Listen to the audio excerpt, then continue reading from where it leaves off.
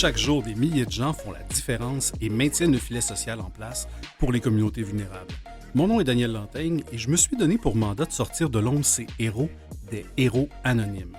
Aujourd'hui à l'émission, j'ai le grand bonheur de vous présenter, comme à l'habitude, deux organismes. Et aujourd'hui, on va parler de deux organismes qui font du bien. Et évidemment, on va commencer tout ça dans quelques instants.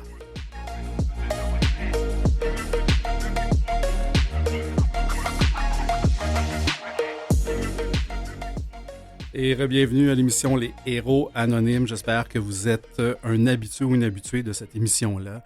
On a le grand plaisir, comme vous savez, à chaque fois de présenter deux émissions. Pour aujourd'hui, on va vraiment être dans le bien, on prend soin des gens, on veut les... Comment je vous dirais ça? On veut attacher ces gens-là avec un filet social, on veut attacher ces gens-là dans leur bien-être. Donc, deux beaux organismes qu'on va vous présenter. Pour ce faire, on va commencer avec l'organisme qui s'appelle la Maison Bleue. Et... pour habiter pas très loin d'une Maison Bleue, on manque pas la Maison Bleue. En tout cas, celle à Verdun, on sait qu'elle est bleue. On va essayer d'en savoir un peu plus, puis on va faire tout ça avec Amélie Sigouin, qui est directrice générale, cofondatrice. Bonjour, Amélie Sigouin. Bonjour, merci. Grand plaisir de vous recevoir. C'est drôle parce que je faisais référence à celle de Verdun et on a reçu, j'ai goût de dire la Maison Orange juste à côté, il n'y a pas très longtemps, qui est toujours ensemble. Alors, je me suis dit, on va avoir fait notre bout de quartier pour Verdun avec ces deux organismes-là. La Maison Bleue, quand on passe, évidemment, comme je dis, il y en a une à Verdun. On va comprendre qu'il n'y en a pas qu'une seule. Il y a quelques maisons bleues sur l'île de Montréal. Qu'est-ce que c'est exactement cet organisme-là que vous avez cofondé il y a quand même environ 16 ans? Oui, déjà. Ça ne nous rajeunit pas. Mais donc, la Maison Bleue, c'est un centre de périnatalité sociale, je dirais une forme de clinique médicale communautaire. On rejoint et on accompagne les femmes enceintes en situation de vulnérabilité et leurs familles pour offrir un suivi puis des services médicaux, psychosociaux, éducatifs, communautaires, le tout dans une petite maison bien ancrée dans un quartier. Donc, vous avez parlé de la petite dernière, qui est la Maison de Verdun, la 4e.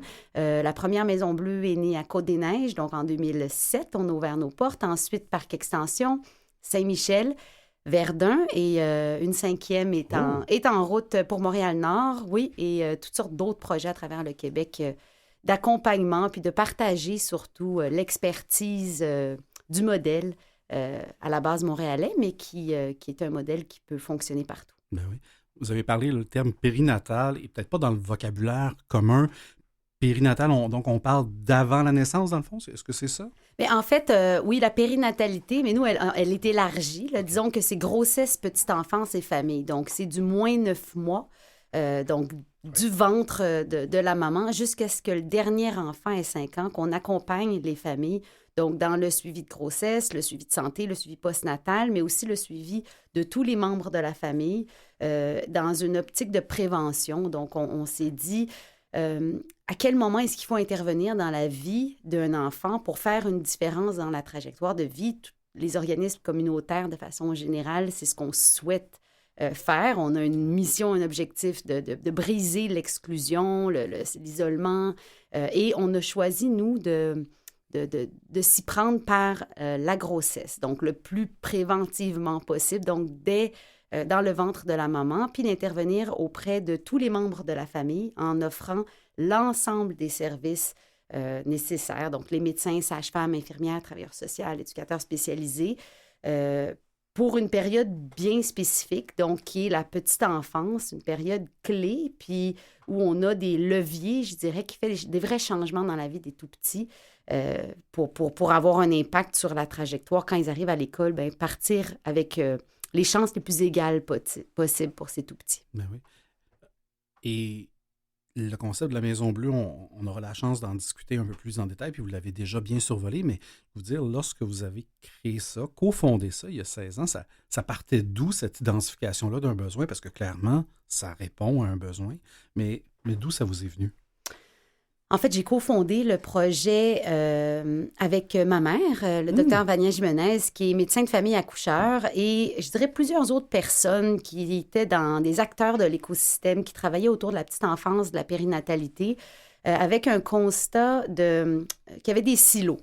Donc, on sépare souvent le médical du psychosocial, la grossesse, l'affectif, et donc tout ce qui se passe dans la vie d'une maman, le stress autour de sa vie et de l'accouchement, puis comment est-ce qu'on pourrait arrêter de séparer l'être humain en morceaux et de s'adresser à l'ensemble, incluant le papa et les autres enfants, donc d'avoir un lieu qui est inclusif. Les maisons, donc quand on vient visiter, c'est vraiment une maison, mais il y a un côté très clinique quand même en haut quand on monte l'escalier. Donc on rentre, il y a un salon, une salle de jeu, une cuisine. Il y a quelque chose de très communautaire. Les mamans, les petits peuvent venir quand ils veulent. C'est pas forcément des rendez-vous, il y a des groupes.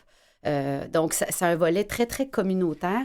Puis en même temps, la porte d'entrée reste le suivi médical. Donc c'est les mamans qui sont en situation de vulnérabilité, qui vivent toutes sortes de difficultés à la base, à l'origine. Donc, ma mère qui les suivait, qui faisait l'accouchement à l'hôpital juif, par exemple, les mamans retournaient chez elles après, puis il y avait un sentiment de manquer de pouvoir d'action sur la vie de ces familles-là. Elles retournaient dans leur milieu de vie ou dans leurs conditions difficiles, puis de se dire, bien, comment on peut envoyer un formulaire ou une demande de service à telle équipe au CLSC, essayer d'attacher ça. Mais comment est-ce qu'on peut se mettre ensemble, en trait d'union, je dirais, là, un vrai village autour de cette famille pour l'aider à porter son bébé, je dirais, puis c'est vraiment une question de portage, l'aider à porter son bébé le mieux possible et réunir tous les acteurs autour d'un projet pour que la maman mette à terme cette grossesse et vive le mieux sa parentalité aussi. Donc, à la base, c'est né du désir de briser les silos, faciliter l'accès aussi aux services de santé et services sociaux et communautaires. Les familles qu'on suit vivent des situations d'extrême vulnérabilité, donc cumulent plusieurs facteurs de vulnérabilité. On précise que ce n'est pas des mamans ou des familles vulnérables, elles sont dans un contexte de vulnérabilité. Elles ont de grandes forces, mais cumulent plusieurs facteurs de risque. Pauvreté, toxicomanie, santé mentale, bébé fruit d'un viol, violence conjugale. Donc, et souvent, c'est plusieurs facteurs qui va faire que la maman va avoir besoin d'aide et la famille aussi. Tout à fait. Puis j'imagine que le choix de l'emplacement de vos maisons n'y est pas... c'est pas un hasard, parce que, bon, Verdun, oui, il y a l'île des Sœurs, mais il y a le reste de Verdun qui n'est pas nécessairement, dans toutes les meilleures conditions socio-économiques de base, donc qui devient un facteur de risque. Puis là, vous avez parlé de la prochaine qui sera à Montréal-Nord, donc on comprend qu'évidemment, vous allez intervenir où il y a une fragilité potentielle, disons, pour ces mères-là, c'est ça? Oui, complètement. Le lieu, évidemment, les Maisons Bleues ont été associées à... C'est pour les femmes immigrantes à certains moments. On se demandait, est-ce que c'est pour les femmes immigrantes seulement ou issues de l'immigration ou les familles? Puis, en fait, on est proportionnel à la population dans laquelle on s'inscrit dans le quartier. Donc, Côte-des-Neiges, Parc Extension, Saint-Michel, Verdun. Et c'est des projets de proximité. Donc, le déplacement qui puisse se rendre facilement.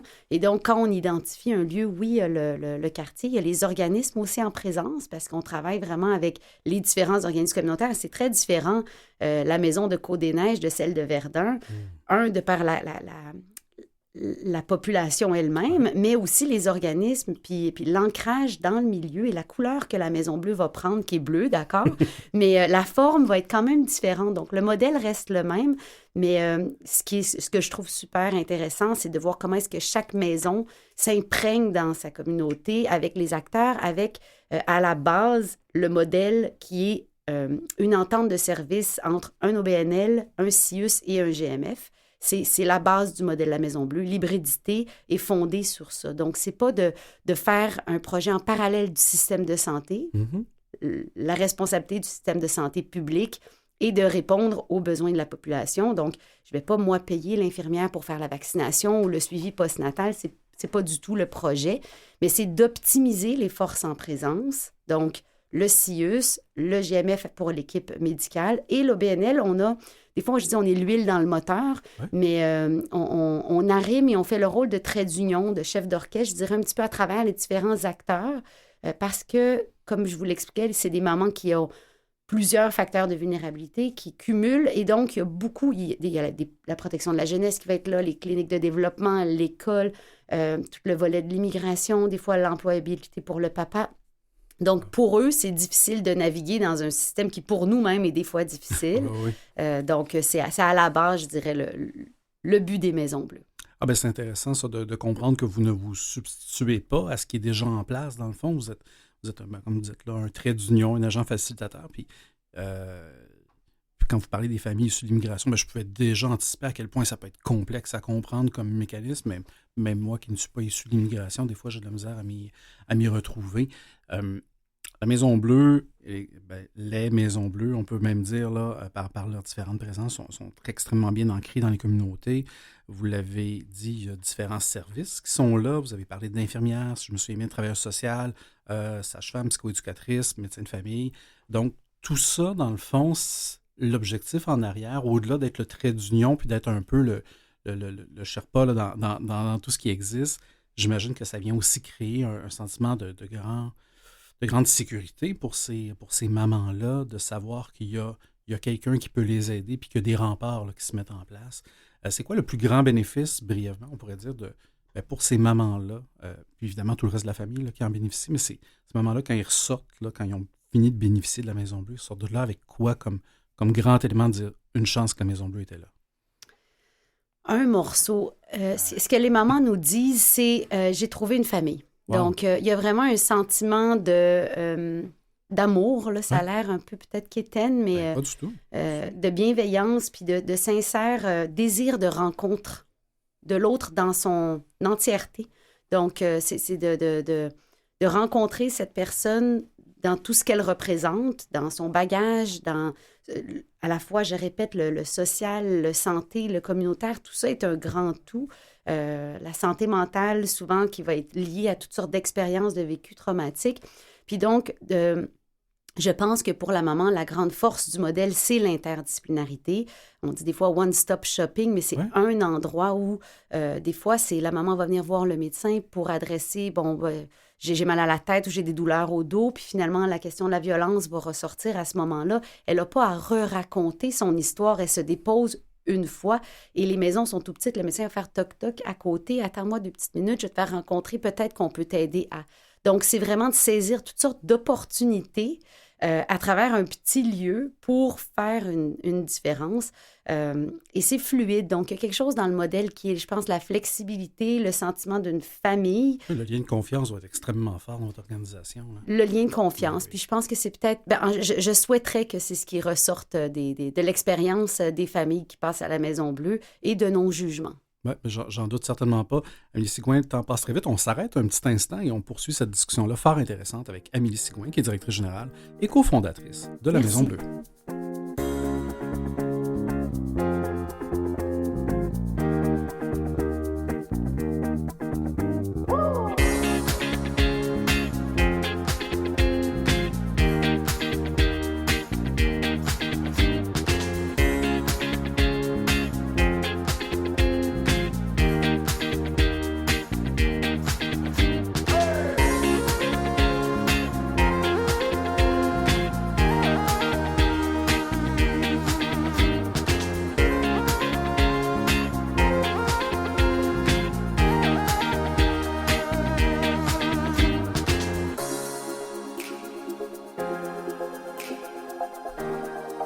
Alors, vous êtes de retour à l'émission Les Héros Anonymes. On poursuit tout ça avec l'organisme La Maison Bleue.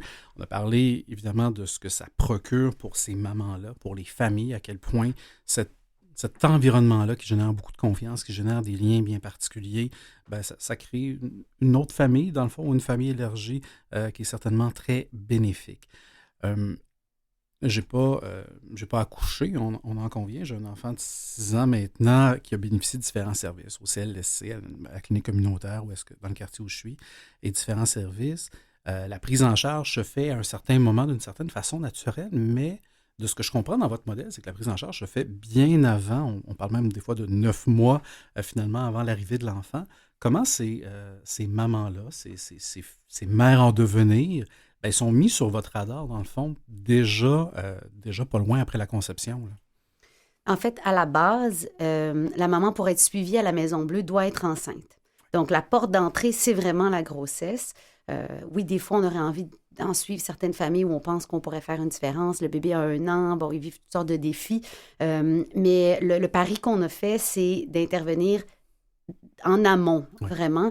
Et le calendrier, je vais le dire, médical et de vaccination nous aide à forcer un lien, entre guillemets. C'est pas forcé, mais c'est c'est des prétextes. Puis donc, elles viennent pour la vaccination, mais on en profite pour créer un dialogue, créer une relation avec des familles qui sont souvent très réticentes et pour toutes sortes de raisons, de rupture d'attachement, de liens, des exemples de jeunes qui ont eu la DPJ elles-mêmes dans leur vie, qui veulent pas la travailleuse sociale, qui vont pas faire toc-toc, je demande de l'aide. Donc, ça va passer souvent, je le dis peut-être parce que ma mère est médecin qui a commencé à travailler avec nous, mais la carotte, c'est le médical, mais le reste et tout le reste du travail qu'on va venir placer puis travailler, qui est le psychosocial. Donc, la porte d'entrée, et on se tient très loin des petites cases. Là. Il n'y a pas besoin d'un formulaire puis de cocher 2, 3 trucs. C'est pas comme ça qu'on travaille à la Maison Bleue. La maman peut venir faire toc-toc, elle est enceinte. Il n'y a pas de frein, là. Il n'y a pas de frein. Les critères sont quand même qu'il ne faut pas avoir de suivi de grossesse ailleurs parce qu'on ne veut pas dédoubler, surtout pas. L'efficacité puis optimiser les ressources dans le système reste important pour l'ensemble de la population de toute façon. Présenter certains critères de vulnérabilité. Donc, oui, on pourrait dire, ben pourquoi moi qui vais bien ne peux pas bénéficier aussi de ce genre de service qui pourrait être chouette, d'avoir donc à la fois un médecin et une sage-femme en plus, ce qui est particulier aux Maisons Bleues. Donc, c'est le seul endroit au Québec où ça se fait. Ça se fait à Vancouver, au Nouveau-Brunswick, mais pas au Québec.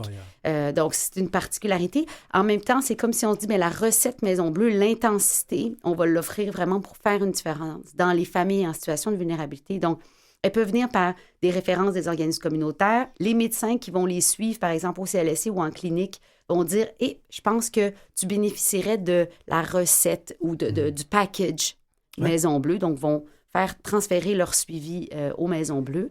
Ou la maman en situation de vulnérabilité qui amène sa cousine. Puis c'est, en fait, je pense que c'est les chiffres qu'on aime le mieux.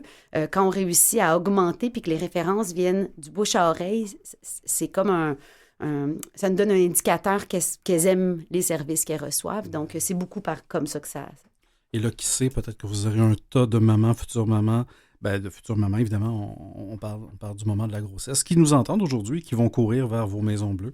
En tout cas, je vous le souhaite certainement, là, s'ils sont dans les différentes situations, puis dans la liste qui n'est pas très longue de critères, finalement, d'admissibilité. Vous avez gardé ça, somme toute, là, simple d'accès, puis simple pour tout le monde.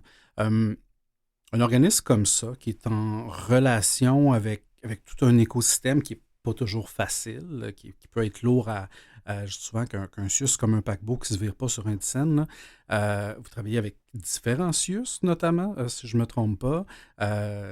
Comment ça se passe, cette interrelation-là, dans le quotidien avec les intervenants? Est-ce que vous arrivez comme... Ah, wow, on est content que la Maison Bleue est là, ou est-ce que vous êtes un caillou dans un soulier pour un appareil gouvernemental comme ça? Mm-hmm. Mais en fait, à la base, le projet des Maisons Bleues, et moi, j'aime... c'est le partage, ça appartient aussi au CIUS, ça appartient à la population. C'est ce que je trouve le plus intéressant c'est à tout le monde. D'abord, c'est aux familles, mais c'est l'initiative d'un CIUS qui dit, moi, certaines de mes ressources, je vais les envoyer dans les Maisons Bleues. Et donc, c'est juste, on parle souvent de modèle d'innovation sociale. Qu'est-ce que c'est? En gros, c'est comment est-ce qu'on repense notre offre de services pour mieux s'adapter aux besoins de la population. Donc, c'est le CIUS qui dit, moi, mon infirmière, ma travailleuse sociale, mon éducateur spécialisé, qui viennent de programmes existants déjà dans le CIUS, je vais les envoyer dans les Maisons Bleues et c'est complètement intégré. Ça, c'est intéressant parce qu'il y a des ressources qui proviennent et qui sont physiquement dans vos lieux, mais que c'est pas, comment je dirais ça, sont pas sur votre payroll nécessairement. Exactement, ils proviennent du CIUS. Entièrement, en fait. Tous les professionnels de la santé viennent du CIUS, puis c'est des ententes de services et les dossiers sont tous informatisés à la Maison Bleue. Donc, la maman qui vient à la Maison Bleue, qui va aller ensuite au sans rendez-vous au CLSC, c'est le même. On va voir qu'elle a eu sa vaccination, elle a eu telle visite, elle a fait telle demande. Donc, on ne dédouble pas. Et c'est fondamental dans on est en pénurie de ressources actuellement. Et il faut défaire ce mythe de « Ah, parfait, bien là, ils ont la crème de la crème, la Cadillac des services. » C'est faux. On en fait double. Donc, l'exercice de l'efficacité et du coût-bénéfice dans le système de santé est hyper important pour optimiser des ressources. Et comment est-ce qu'on le fait? C'est par l'interdisciplinarité. Donc, chacun fait ce qu'il a à faire. Exemple, le médecin qui vient d'un GMF, donc un groupe de médecine familiale, s'assoit le matin et va rencontrer avant sa clinique l'ensemble de l'équipe. 15 minutes, on fait le tour des dossiers, c'est passé clac, clac, clac, clac. Et ça rend le tout beaucoup plus efficace. Le rôle de la Maison Bleue, c'est d'optimiser finalement ces services-là et d'offrir le lieu, tout ce qu'on appelle la coquille. Et c'est sûr qu'on vient de cultures organisationnelles bien différentes. Là, la taille des CIUS, puis pourquoi est-ce que ça fonctionne à la Maison Bleue? C'est parce que c'est petit et c'est à échelle humaine. Mais c'est les mêmes intervenants, mais qui d'un coup ont un pouvoir d'action, ont ce qu'il leur faut comme outil pour travailler. On a probablement moins aussi de bureaucratie, de papier, puis de choses à faire qui fait que ça facilite le tout. Puis c'est le rôle de la Maison Bleue de faciliter puis de rendre ça plus simple. Bien oui, certainement. En tout cas, clairement, vous avez une mission qui fait énormément de sens, qui a beaucoup de sens pour les gens qui en bénéficient, tant mieux. Vous avez réussi à créer des liens avec des organes qui sont des CIUS, qui sont des GMF, des groupes de médecine, tout ça. Vous avez réussi à créer ce maillage-là et j'espère que vous en êtes fiers parce que c'est pas le propre. Là. Je connais un tas d'organismes qui collaborent avec des CIUS, qui ont des ententes de partenariat avec des établissements gouvernementaux et malgré tout ça, c'est pas, comment je dirais ça, il manque peut-être d'huile dans la transmission, dans le moteur, ce que vous êtes clairement. Est-ce que vous faites face, et pas nécessairement avec l'appareil gouvernemental, mais c'est quoi les défis de la Maison Bleue à l'heure actuelle? Parce que, étant un OBNL, généralement, il y a toujours une fragilité dans l'organisation, normalement, en termes de pérennité. Et vous, vous vous situez comment par rapport à vos défis là, que vous avez devant vous? Bien, c'est souvent...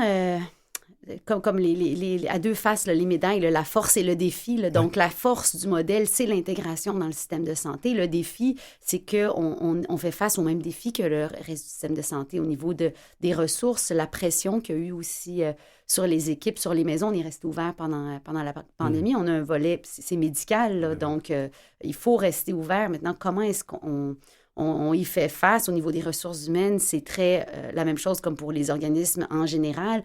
Donc, de recrutement, il y a une compétitivité à travers l'ensemble des organismes aussi, où c'est de dire, sans tomber dans ça, qui fait mieux, parce que c'est pas ça du tout, c'est de bien se définir sur ce qu'on est, puis ce qu'on fait. C'est sûr qu'aussi, au niveau de façon plus démographique, la population change. Les demandeurs d'asile, tout ce qu'on vit là, à travers les réfugiés, les Maisons Bleues en font partie, évidemment. Et c'est une grande pression sur les maisons, comme sur l'ensemble du système. On n'est pas à part, on est complètement intégré. Et les maisons sont par territoire quand même. Donc, c'est pas parce que tu déménages qu'on ne te suivra plus à la Maison Bleue. Mais c'est clair que ces enjeux-là viennent, je dirais des fois, alourdir aussi le travail qu'on a à faire au quotidien. Puis, le défi du développement des maisons, on nous en demande, on en veut. C'est un modèle qui fonctionne, qu'on souhaiterait développer. On a en ce moment l'appui du gouvernement parce qu'on est une bébite particulière. La Maison Bleue, ça ne fait dans rien. On n'est pas un organisme communautaire, on n'a pas accès à ces subventions-là. On n'est pas non plus juste de santé. C'est ce qui fait que ça, pas juste pour les femmes, pour la famille, pas que pour les enfants. Donc, cette espèce d'hybridité qui a fait que ça a été dur. Là, quand même, à chaque fois, il faut se battre. Mais en même temps, c'est la démonstration qui fait que ça fonctionne. Donc, la force du modèle, c'est que c'est une vision écosystémique complète. Maintenant, les défis sont souvent liés à certains financements, même au niveau des fondations, qui sont très ciblés ou par projet. Donc, on vit les mêmes choses que tous les organismes. La mission, supporter la mission plutôt que de devoir développer des nouveaux projets, on n'est pas à l'abri. Non, c'est ça. Vous parlez à un converti ici du financement à la mission. On a eu la chance de l'aborder avec différents organismes, à quel point le financement par projet, souvent, ça crée... Ça crée artificiellement, des fois, même des projets qu'on essaie d'inventer avec une certaine créativité artistique pour répondre aux bailleurs de fonds, alors que le nerf de la guerre, c'est la mission. Les Maisons Bleues, là, en ce moment, il y en a 4, il va en avoir 5. Ça repose sur une équipe de combien? Parce que, oui, il y a évidemment le personnel, je vous dis, prêté, mais pas vraiment prêté. Il est vraiment activement impliqué, qui viennent de l'appareil de santé, mais le reste de l'équipe qui soutient tout ça et qui agit comme courroie de transmission de tout ce beau monde-là, ça représente quoi à Montréal? Bien, à Montréal, l'OBNL, donc on est une quinzaine de postes, je dirais, qui inclut chaque maison a une secrétaire et une coordo qui est fixe sur le site. Donc là, déjà, on fait donc x2. Il y a la direction, le financement, les communications et tout le volet de transfert de connaissances qui est un volet hyper important. Donc, la Maison Bleue, on a 2 missions. Une mission qui est le service direct, offrir des services, et la deuxième mission qui est le volet de transformation des systèmes, je vais le dire, là, c'est presque prétentieux, mais on aime bien avoir un impact. Donc, au niveau du transfert de l'expertise, les différents étudiants qui passent dans les Maisons Bleues, on en a beaucoup. C'est fondamental pour nous, tout le volet de formation. Et ça devient des mini-ambassadeurs qui transforment eux-mêmes et qui repartent avec un peu l'approche, on espère, puis la posture différente d'intervention. Et donc, tout ce volet de formation-là, on a un nouvel espace en périnatalité sociale aussi, qui est une nouvelle plateforme web où on souhaite jouer ce rôle de trait d'union, mais à travers les différents acteurs en périnatalité au Québec et petite enfance, on est beaucoup. Il y a des belles initiatives, puis c'est de les faire connaître, se mettre ensemble pour questionner, puis pas cristalliser notre pratique, toujours essayer de faire mieux. Certainement. En tout cas, votre modèle est franchement pertinent, mais aussi franchement inspirant. Certainement, vous avez réussi, en tout cas, avec certainement certains défis, mais vous avez réussi grandement à améliorer les conditions. Je pense beaucoup à ces femmes et ces enfants en devenir et ces familles-là. Je trouve ça extraordinaire. Si on veut vous aider, j'imagine que comme tout au BNL, on peut évidemment faire un don. On peut faire probablement du bénévolat aussi dans votre organisation? Oui. Oui, Parfait. Sur le site, il y a tous les liens. Parfait. Ben d'ailleurs, j'invite les gens, là, s'ils ont des questions, à se rendre directement sur le site Maison Bleue, bleu au féminin avec un e.info. Il y a des numéros de téléphone pour chacune des maisons. Vous allez les trouver directement sur le site web si vous voulez avoir évidemment plus d'informations. Avant de conclure, très très rapidement, j'ai vu sur votre site web un coffret pour accueillir la vie. Pouvez-vous m'expliquer le principe? Ben oui, en fait, ce qui est intéressant de ce coffret, donc, c'est quand, pour un baby shower, par exemple, ben, vous souhaitez offrir un coffret ou en cadeau, ben, tout l'argent pour ce coffret vient directement à la Maison Bleue parce que c'est des commandites qu'on a reçues, nous. Puis donc, ça fait un peu du pairage, donc, de mamans. Ça aide des mamans qui ont moins de chance et qui ont plus de difficultés dans la vie en offrant le cadeau à une maman que vous connaissez peut-être, une future maman qui est peut-être plus qui pourra en bénéficier certainement. Amélie Sigouin, c'était un très, très grand plaisir. Merci encore de vous être prêtée au jeu et d'être venu faire un tour à notre émission. À vous à l'écoute. On se retrouve évidemment dans quelques instants. Et encore une fois, on est avec la Maison Bleue. Plus d'infos sur maisonbleu.info. Bonne journée.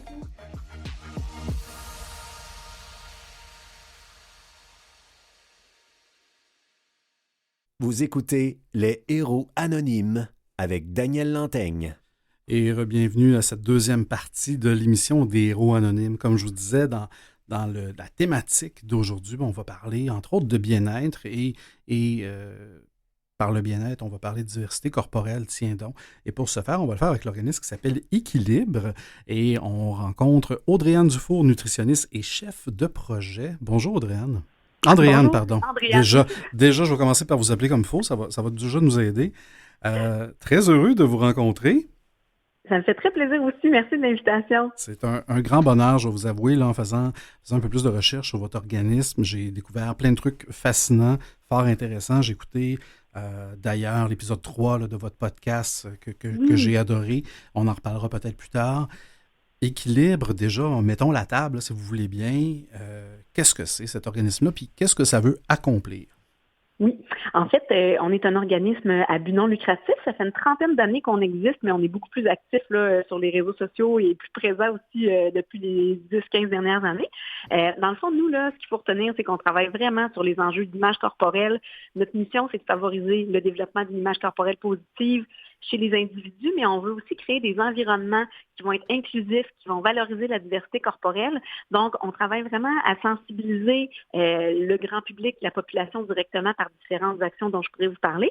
Et on a aussi un volet de soutien au changement de pratique. Donc là, on veut vraiment aider tous les intervenants qui gravitent soit autour des jeunes ou qui interviennent auprès des adultes, autant dans le milieu de la petite enfance, dans le milieu scolaire, dans le milieu du loisir, du sport, que dans le milieu de la santé, pour faire en sorte que l'image corporelle soit toujours considérée dans les interventions et que finalement, quand on intervient sur une situation, bien, qu'on n'exacerbe pas les problématiques d'insatisfaction corporelle, mais qu'au contraire, on tienne compte de cet enjeu-là d'image corporelle pour essayer de faire en sorte que les gens soient bien dans leur peau finalement.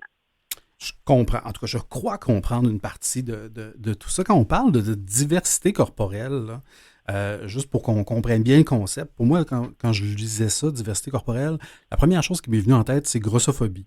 Et c'est peut-être qu'une partie de ce que vous appelez la diversité corporelle, mais en même temps, j'ai le goût qu'on éclate le terme pour bien comprendre, qu'est-ce qu'on entend par ça? Oui, mais pour nous, la diversité corporelle, c'est vraiment qu'on voit autour de nous et que soit représentée une diversité de corps, une diversité naturelle des corps, parce que dans la nature, si on regarde par exemple des fleurs, des arbres, tous les arbres, toutes les fleurs, toutes les espèces sont différentes.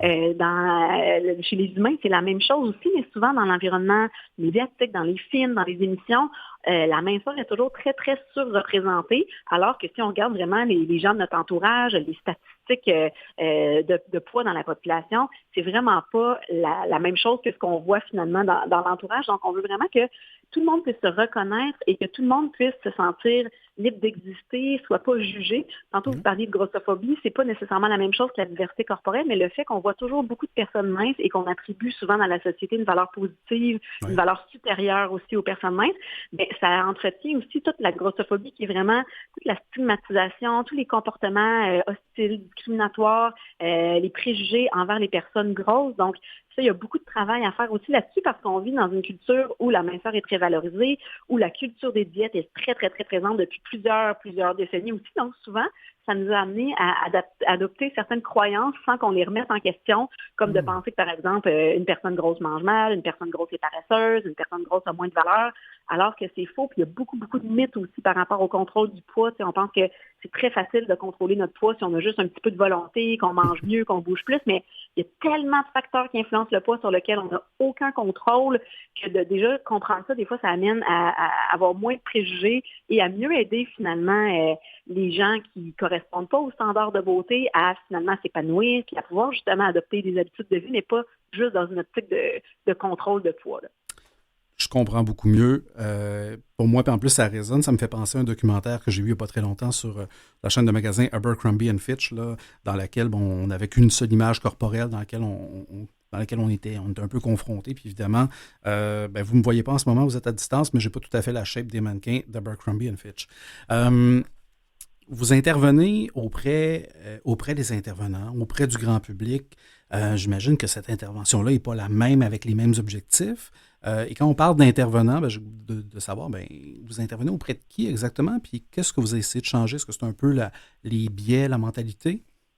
Oui, exactement. Parce que justement, même en tant que professionnel de la santé ou en tant qu'intervenant du milieu scolaire ou de la petite enfance, on baigne nous aussi dans cette société-là qui est remplie de préjugés, qui est influencée par la culture des diètes et, dans le fond, on peut les retransmettre sans le vouloir. Donc, on essaie vraiment, quand on s'adresse aux intervenants, aux professionnels, de les faire réfléchir à leur rôle de modèle aussi, à l'impact de leurs interventions, parce qu'ultimement, même si en général, tout le monde a très à cœur de ne pas nuire et tout le monde a un objectif d'aider les gens à être plus en santé, des fois, quand on fait certaines interventions, ça peut être contre-productif avec l'objectif qu'on a. Donc, par exemple, un enseignant qui voudrait expliquer à des jeunes comment être en santé, qui dirait, si vous ne bougez pas tant de minutes par semaine, vous allez devenir gros. Mais là, tout à coup, on vient comme d'associer automatiquement l'obligation de bouger avec la grosseur, qui est une mauvaise chose. Puis finalement, c'est contre-productif parce qu'on sait qu'à long terme, quand c'est juste le poids qui est l'objectif pour nous faire manger mieux ou bouger plus, c'est très, très rare que ça va maintenir ces habitudes-là à long terme parce que souvent, on n'a pas autant de contrôle qu'on pense sur notre poids, on ne réussira pas à maigrir, donc on va se dire, ça y est, j'abandonne les habitudes de vie, puis tous les bénéfices qu'on aurait pu avoir pour la santé, physique ou même pour la santé mentale, on les perd. Donc, ce qu'on veut vraiment amener les gens à faire, c'est d'essayer de dissocier toujours, on associe toujours alimentation, activité physique avec poids, contrôle du poids en général de façon plus ou moins consciente. Donc, on veut vraiment essayer d'amener les gens à trouver des motivations qui sont axées sur le plaisir, sur le bien-être, sur la découverte, sur le dépassement de soi, qui sont des motivations beaucoup plus intrinsèques pour bouger. Et la même chose un peu pour manger, d'avoir du plaisir à manger, de ne pas toujours se casser la tête chaque fois qu'on mange, parce qu'on mange quand même 3 fois par jour, donc ça devient très, très envahissant. Et dans le fond, quand on transmet des messages qui sont vraiment plus positifs, qui sont plus axés sur le plaisir, le bien-être et pas juste la santé physique, parce que la santé, on a tendance à toujours penser santé physique, ça a comme une valeur supérieure un peu, mais la définition de l'Organisation mondiale de la santé inclut la santé physique, mentale et sociale. Donc, même si on essaye de toujours manger parfaitement, que ça nous obsède, on n'est pas nécessairement en bonne santé physique. Si on se blâme à chaque fois qu'on ne réussit pas à suivre à la lettre notre plan alimentaire et que ça nuit à notre estime, c'est pas très bon non plus. Si on évite des situations sociales ou des soupers entre amis parce qu'on a trop peur de déroger de nos règles ou qu'on pense juste à ce qu'on mange au lieu de profiter du moment, c'est pas très bon pour la santé sociale non plus. Donc, il faut comme essayer de se détacher de cette notion-là de perfection, de santé physique exemplaire, de plus penser à la santé globale, puis ce qu'on est capable de maintenir à long terme. Puis ça, c'est juste des choses qu'on va être capable d'aimer faire, qui vont nous motiver au-delà d'uniquement notre poids. Là. Il y a différents acteurs qui sont dans tout ce mouvement-là d'acceptation d'image corporelle, de diversité corporelle. Et de l'autre côté, ce qu'on va entendre, est-ce que ces organismes-là ne sont pas en train de faire la promotion un peu d'être bien avec une forme de sédentarité et de surpoids? Comment vous réagissez si vous entendez? Peut-être que vous avez déjà entendu ce type de critique-là, de dire qu'est-ce qu'on est en train d'essayer de promouvoir? Là, puis, je pose la question niaiseusement. Oui, ça me fait sourire parce qu'on l'entend vraiment, vraiment souvent, cet élément-là, cet argument-là. Puis c'est vraiment parce que les messages qu'on prend ne sont pas encore tout à fait bien compris. Ça a besoin de beaucoup plus de nuances. Donc, dans le fond, là, le poids, ça revient au fait de penser que si on valorise la diversité corporelle, on encourage ou on fait la promotion de l'obésité, c'est de penser que on a vraiment le contrôle sur notre poids aussi. Le poids est déterminé en grande partie par la génétique. Il y a des gens qui vont avoir les meilleures habitudes de vie et qui vont avoir un poids plus élevé, qui n'auront aucun contrôle sur leur poids, mais qui vont avoir une santé parfaite. Tout comme il y a des gens qui vont être minces, qui vont avoir des super mauvaises habitudes de vie et qui ne seront pas en santé. Mais c'est comme si on se permet de juger et de critiquer plus sévèrement les personnes grosses juste par nos yeux. On ne peut pas voir le bilan, l'hérédité, les prises de sang, l'état métabolique d'une personne par sa simple silhouette. Donc, ce qu'on veut, puis ce qu'on sait maintenant aussi beaucoup, c'est que la stigmatisation à l'égard du poids, donc le fait de toujours discriminer, stigmatiser les personnes qui sont grosses, ça a plein de conséquences négatives sur la santé physique, mentale et sociale. Donc, c'est associé même à des symptômes physiologiques. Donc, ça va générer une plus grande sécrétion de cortisol qui va favoriser une accumulation de graisse dans certains tissus qui peuvent nuire à la santé. Ça peut être associé au développement de troubles alimentaires. Ça peut faire en sorte que quelqu'un, par exemple, qui a envie d'aller s'entraîner, mais qui va se faire juger au gym parce qu'elle n'est pas dans les standards de beauté ou qui ne pourra même pas aller sur le tapis roulant parce que la capacité maximale du tapis roulant arrête, par exemple, à 300 livres. C'est tous des éléments qu'on ne pense pas toujours, mais qui font vraiment obstacle à l'adoption de saines habitudes de vie.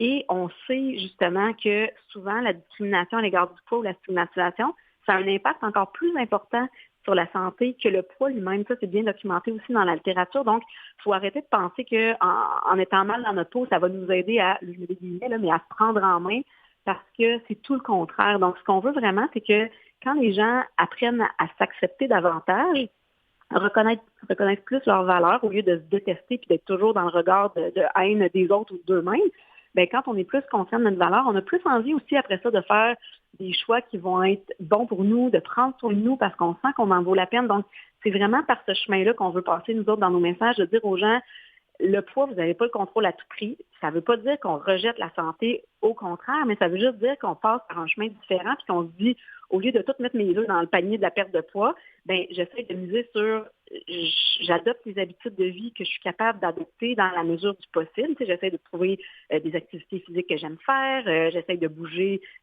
dans une fréquence qui rentre bien dans mon horaire, j'essaie de cuisiner le plus que je peux, j'essaie de découvrir différents aliments.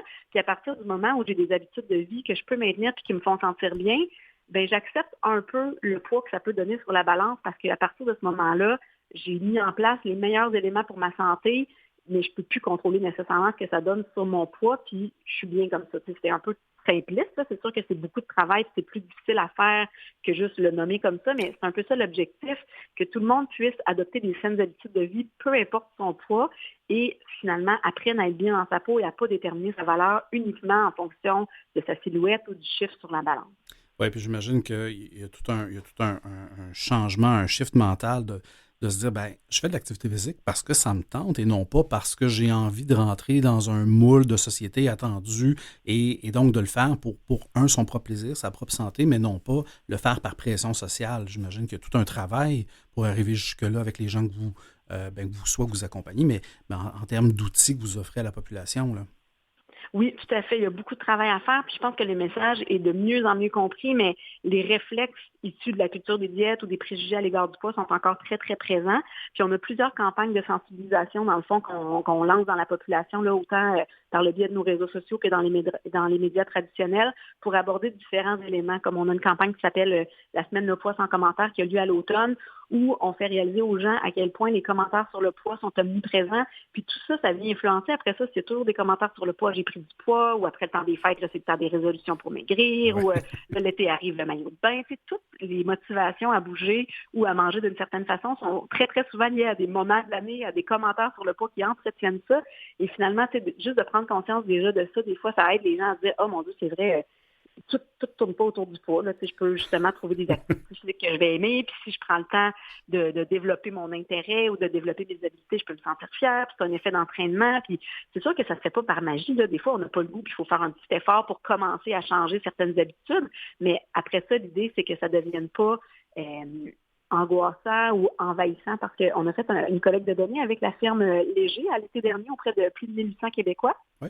Puis dans le fond, ce qu'on voyait, c'est que il y a 62 % des Québécois qui souhaitent maigrir, peu importe le poids. Donc, c'est pas juste une question d'être trop gros et de vouloir être mince. Il y a des personnes minces qui se trouvent encore pas assez minces. Donc, c'est comme si ça devient assez obsédant. Puis, il y a 44 % des gens qui affirmaient que leur poids les rendait malheureux, les angoissait, les stressait, et 36 % qui affirment que le contrôle du poids les obsède ou domine leur vie. Donc, on n'est pas juste dans se dire, bon, OK, il me semble que je me sens un petit peu moins bien dans mon pantalon, ou peut-être que ce matin, je me sens moins bien dans ma peau. Quand ça nous obsède, c'est que ça nuit vraiment à notre qualité de vie. Puis c'est là qu'on veut essayer vraiment d'aider les gens aussi, de soit pas se rendre là, d'être des meilleurs modèles pour que les jeunes apprennent pas ces comportements-là. Parce que si ça commence, si dès la petite enfance, là, on valorise les enfants sur d'autres choses que leur apparence, qu'on leur apprend à apprécier leur corps pour tout ce que leur corps permet d'accomplir, mais pas juste pour l'image qu'ils projettent.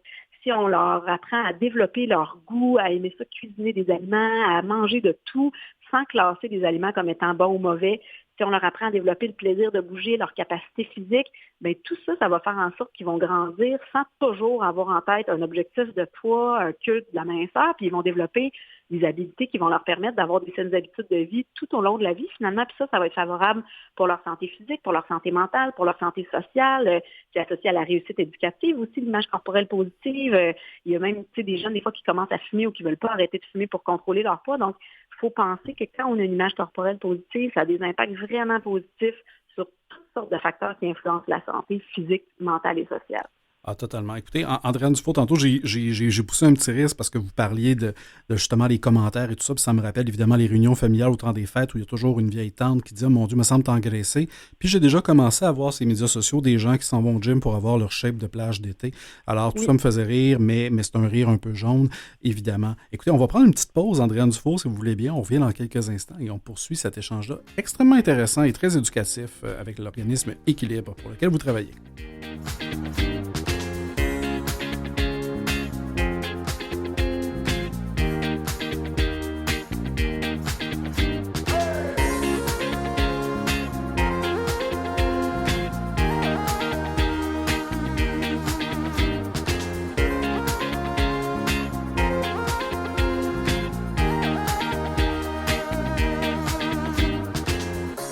Alors, on poursuit cet échange-là extrêmement intéressant et très enrichissant, j'ai le goût de dire, avec Andréane Dufault, qui est nutritionniste et chef de projet chez Équilibre. On a parlé d'énormément de choses. Moi, j'ai appris beaucoup et je pense que une grande partie de la diversité corporelle repose sur l'éducation. Alors, tant mieux si les quelques minutes qu'on passe ensemble permettent de le faire.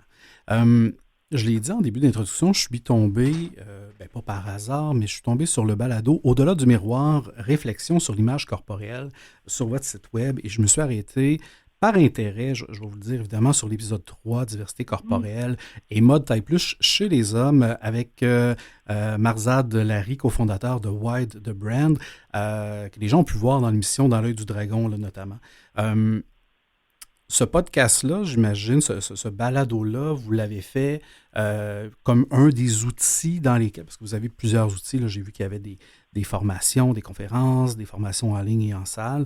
Pour vous, c'est un des leviers d'information et d'éducation, j'imagine, ce balado-là? Oui, tout à fait, parce que ça nous permet vraiment d'aller plus en profondeur. Les formats de balado qui sont un peu plus longs permettent d'apporter aussi justement plus de nuances à ce qu'on souhaite. Je pense qu'on entend depuis tout à l'heure que j'ai envie de dire beaucoup de choses pour élaborer chacun des sujets pendant des heures. Donc, ça nous permet vraiment d'apporter plus de nuances, de déconstruire plusieurs fausses croyances. Et ce balado-là, c'est un petit nouveau projet là, qu'on vient justement de lancer. Il y a plusieurs épisodes. Les 2 premiers épisodes aussi portent justement beaucoup sur le lien entre le poids et la santé. Il y a des chercheurs, des médecins, psychologues, nutritionnistes qui discutaient avec nous aussi dans ces épisodes-là. On va en avoir encore quelques autres qui vont sortir là, d'ici le mois de septembre. Donc, on est bien fiers de ce projet-là. Puis ça nous permet justement d'aller plus en profondeur parce que souvent, où on intervient beaucoup aussi, c'est sur les réseaux sociaux. Dans le fond, si les gens veulent nous suivre sur Instagram, Facebook, le groupe Équilibre, on a beaucoup de carousels de contenu, des vidéos informatives où justement, on aborde différents sujets, soit en lien avec le corps, avec la relation avec la nourriture, la relation avec l'activité physique, même des fois les stéréotypes sexuels qui entretiennent aussi cette norme-là. Que le corps doit avoir l'air de telle chose quand on est une fille, quand on est un garçon, etc. Donc, on a beaucoup de contenu, mais des fois, on ne peut pas toujours aller aussi loin dans une publication sur les réseaux sociaux. Donc, le balado permet ça. Puis, on a plusieurs billets de blog aussi sur notre site web qui peuvent être intéressants, là, où on déconstruit certaines fausses croyances, où on répond à des questions que plusieurs personnes peuvent se poser, comme par exemple, il semble que je m'en viens, pourquoi je ne maigris pas, ou comment je peux essayer de me motiver à bouger sans juste penser à mon poids, ou comment je peux répondre à des commentaires justement sur le poids ou l'apparence à l'occasion de la période des fêtes. Donc, il y a souvent des sujets comme ça, je pense, qui peuvent concerner beaucoup de gens qui sont abordés là, par des professionnels de la santé aussi dans les billets de blog. Puis ça, c'est super important pour nous aussi. Il y a tellement d'informations qui circulent sur le poids, sur l'alimentation, sur l'activité physique, mais qui n'est pas nécessairement offerte par des professionnels de la santé. Il y a beaucoup de désinformation aussi sur ces sujets-là. Donc, pour nous, c'est vraiment important que nos contenus soient basés sur la littérature scientifique, soient développés par des professionnels de la santé qui sont membres des ordres, qui sont reconnus pour vraiment s'assurer que le contenu qu'on lit, ça soit du contenu qui est crédible et qui est fiable pour la population, là. En tout cas, félicitations pour l'ensemble des outils que vous avez mis en place pour le balado qui, franchement, là, dure une quarantaine de minutes, mais ça passe très vite. Puis vous l'avez dit, l'importance de la nuance. On est dans un monde où on consomme de l'information là, extrêmement rapidement et ce qui manque, dans la plupart des cas, c'est souvent un peu de nuance. Et tant mieux si vous permettez de déconstruire certains mythes, de reconstruire certaines notions. Et un des grands mythes qu'on pourrait penser, c'est de se dire, si je regardais, là, quand je disais votre titre, vous êtes nutritionniste, les gens, là, j'espère, ne pensent plus nécessairement là, que, écoutez, je vais peut-être pas voir une nutritionniste si j'ai un surpoids ou si quoi que ce soit, parce que le nutritionniste va me dire, voici tes groupes alimentaires, mange ça, puis mets ça dans la taille de la paume de ta main et ça finit là. Clairement, je vous entends depuis tantôt, puis j'entends pas ce que je penserais entendre d'une nutritionniste. Je ne sais pas si ma phrase est claire, là. Mais je vous entends beaucoup plus comme partenaire de saine habitude de vie que quelqu'un qui va arriver et va dire, tu as juste à en manger moins dans ton assiette puis le problème est réglé. Là. Ben non, la profession a beaucoup évolué. La science aussi a beaucoup évolué. Et les nutritionnistes, on est beaucoup là aussi pour travailler, pas juste sur la qualité de l'alimentation, mais sur toute la relation qu'on entretient avec la nourriture, parce que c'est très important, ça aussi, d'écouter les signaux de notre corps. C'est pas juste une question de portion et de calcul mental dans notre tête pour manger. C'est comment, est-ce qu'on a faim? Est-ce qu'on est capable de s'arrêter quand on a plus faim? Est-ce que quand on vit des émotions négatives, on se tourne automatiquement vers la nourriture, puis ça fait que des fois, on mange plus que nos besoins? Comment on peut faire pour répondre aux besoins qu'on vit émotifs par d'autres moyens que l'alimentation, si c'est toujours ça qui vient combler notre besoin? Comment l'image corporelle va influencer la façon dont on mange? Parce que souvent, quand on fait des régimes, on acquiert certains réflexes de classer certains aliments comme étant bons, comme étant mauvais. On vit de la culpabilité quand on mange les mauvais aliments, alors qu'à la base, on veut se faire plaisir. On se sent forcé de manger ceux qu'on classe comme bons. Fait que tout ça, ça détériore finalement la relation qu'on entretient avec la nourriture. Ça fait en sorte qu'on va manger de manière moins intuitive. Aussi, on parle beaucoup d'alimentation intuitive puis de ces mouvements-là qui sont vraiment de manger, oui, sainement, mais en étant moins obsédé puis en se donnant plus de marge de manœuvre, plus de flexibilité. puis en voyant l'alimentation de façon plus globale, parce que c'est pas vrai que si on mange juste un aliment, juste des carottes, on va être en santé. Si on mange juste des chips, on ne sera pas en santé. Tu sais, c'est un tout qui s'évalue aussi la qualité de l'alimentation, pas juste sur une journée, mais sur plusieurs repas. Tu sais, on mange 21 fois par semaine. Si on mange 3 fois par jour, c'est pas grave si on n'a pas un repas parfait à un moment. Puis, il faut y aller, tu sais, de manière un peu plus flexible et bienveillante que rigide et très, très calculée comme la culture des diètes nous l'a bien enseigné aussi, là. Vraiment, j'adore évidemment je disais ça, vous avez votre nouveau paradigme, vous l'avez parlé en première partie de l'émission, on est beaucoup dans l'acceptation de soi. Puis là, vous parlez, évidemment, de l'arrêt des diètes, parce que, les diètes, ça a été démontré.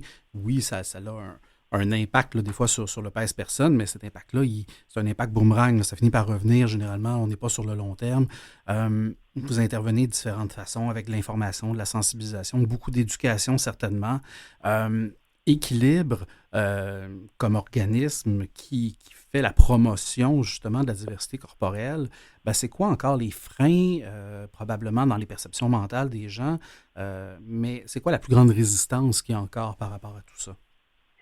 Bien, je dirais qu'il y a encore beaucoup, beaucoup de préjugés. Tu sais, on parlait de grossophobie tout à l'heure. On va avoir une nouvelle campagne là, qu'on va lancer sur ce sujet-là au mois de septembre. Puis c'est quand même quelque chose de nouveau. Les gens ne réalisent pas à quel point ils peuvent avoir des préjugés. Puis c'est comme un peu tabou, tous ces sujets-là encore. Donc nous, on est vraiment là aussi pour essayer d'amener les gens à prendre conscience de ces préjugés-là et de leur impact. Puis l'idée, c'est toujours de ne pas juger les gens qui ont des préjugés ou qui entretiennent cette norme-là, mais c'est parce que si on ne prend pas conscience, si on ne sait pas qu'on véhicule des préjugés, on ne peut pas changer. Donc la première étape, c'est vraiment de remettre des fois en question certaines croyances qu'on peut avoir pour amener après ça des comportements différents.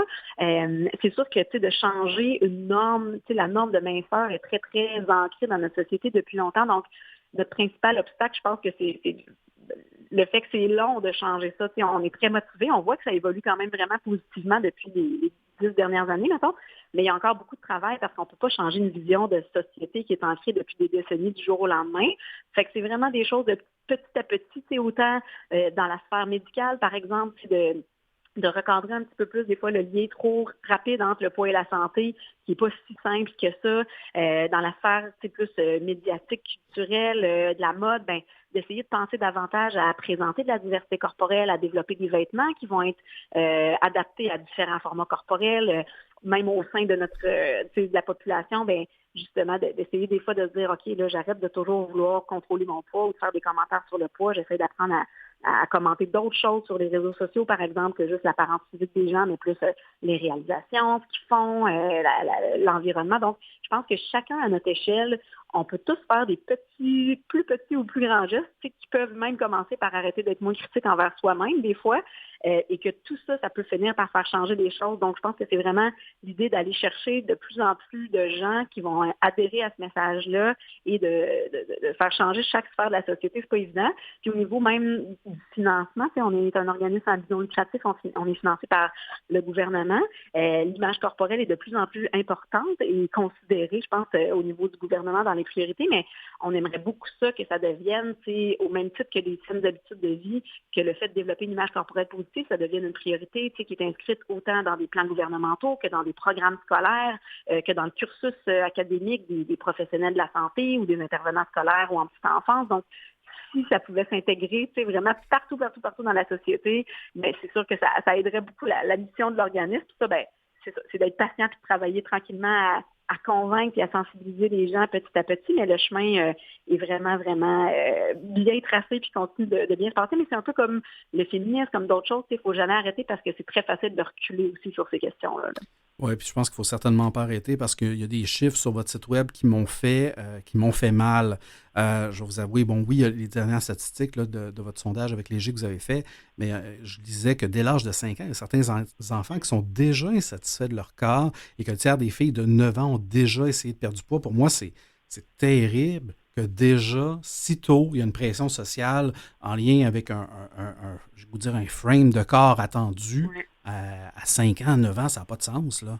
Oui, vraiment. Puis c'est pour ça qu'on trouve ça super important de parler aussi du rôle de modèle, parce que les intervenants qui gravitent autour des jeunes, mais aussi les parents, comme parents, quand on passe souvent des commentaires sur notre poids ou notre apparence, ou si on mange pas la même chose que nos enfants au repas parce qu'on est au régime, ou si on empêche notre enfant de manger certains aliments en disant, ça c'est pas bon pour le poids, l'intention est jamais malveillante, puis on sait justement à quel point l'intimidation à l'égard du poids à l'école, ça arrive souvent, puis souvent les parents veulent bien faire justement, mais le mieux qu'on puisse faire comme parents pour protéger notre enfant, c'est vraiment d'éviter les commentaires sur nous-mêmes, de le valoriser, comme je disais tout à l'heure, sur tout ce que son corps lui permet d'accomplir, d'essayer de lui inculquer le plaisir de manger, de bouger, de donner l'exemple, d'avoir du plaisir soi-même, de bouger en famille. C'est des choses qu'on peut essayer de faire tranquillement pour faire en sorte que les jeunes, tranquillement, évoluent vers un modèle qui va être différent. Mais même tout ce qui leur est présenté dans leur jeunesse, si on regarde les jouets pour les jeunes, les émissions jeunesse, c'est toujours les filles avec les grands yeux, les grandes jambes, vraiment, la les garçons Barbie, très musclés. Exactement, c'est encore très présent. Puis c'est aussi d'être sensible un peu à ça des fois ou de poser des questions. C'est sûr que vers 3-4 ans, des fois, l'esprit critique, il commence à se développer, mais même avec nos ados sur les réseaux sociaux, de demander à quel point tu penses que c'est la réalité, ce que tu vois, puis as-tu conscience que l'algorithme des réseaux sociaux va être influencé, puis plus tu vas regarder de contenu, par exemple, de corps parfait, bien, plus c'est ça qui va être présenté, puis qu'on peut avoir un certain contrôle. Si on se désabonne de certains comptes qui nous font sentir moins bien, si on suit des comptes qui valorisent plus la diversité corporelle, on peut aussi changer tranquillement notre perception. Si on passe pas toujours notre temps à remettre des filtres ou si on est conscient que les filtres, c'est pas le reflet de la réalité. Il y a beaucoup de développement d'esprit critique aussi à faire avec les jeunes, puis il y a des belles discussions à avoir aussi là-dessus. Fait que je pense que c'est toutes des pistes qu'on peut essayer de prendre chacun selon notre contexte pour essayer d'aider les jeunes. Ouais. Écoutez, Andréane Dufour, le temps a passé extrêmement vite. Merci, on aurait pu continuer la conversation pendant une heure. Évidemment, les gens qui veulent en savoir davantage, je les invite à aller visiter équilibre.ca ou vos médias sociaux, également votre balado. Ils peuvent également vous joindre au 1-877-270-3779. Merci encore, Andréane Dufour, d'avoir été avec nous. C'était un immense plaisir d'en apprendre davantage sur votre organisation et ce que ça fait pour toute la société, je crois, certainement. Alors, c'est déjà tout pour aujourd'hui. Merci à nos précieux invités, à Mathieu Tessier à la mise en onde, Catherine Bourderon à la recherche, à vous qui êtes à l'écoute. On se donne rendez-vous la semaine prochaine, même en même poste. Bonne semaine.